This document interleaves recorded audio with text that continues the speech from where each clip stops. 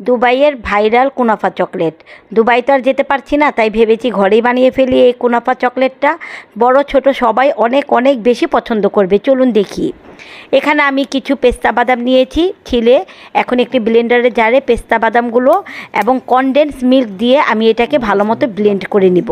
একেবারে ফাইনভাবে ব্লেন্ড করে নিতে হবে।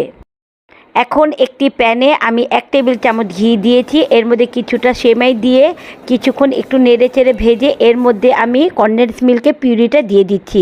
আমি এখানে কনডেন্স মিল্কটা খুব অল্প পরিমাণ ব্যবহার করেছি, আপনারা স্বাদ মতো একটু বেশি দিতে পারেন, কারণ আমি একটু মিষ্টিটা কম খাবো তাই একটু কম দিয়েছি। এখন মেল্টেড চকলেট আমি একটি মোল্ডে ঢেলে এভাবে সেট করে 5 থেকে 10 মিনিটের জন্য ফ্রিজে রেখে দিব। সেট হয়ে গেলে এর মধ্যে সেমাইয়ের মিশ্রণটা দিয়ে আবারও উপর থেকে চকলেট দিয়ে প্রায় 10 মিনিটের জন্য আমি এটাকে ডিপ ফ্রিজে রেখে দিব সেট হওয়ার জন্য। 10 মিনিট পর সেট হয়ে গিয়েছে।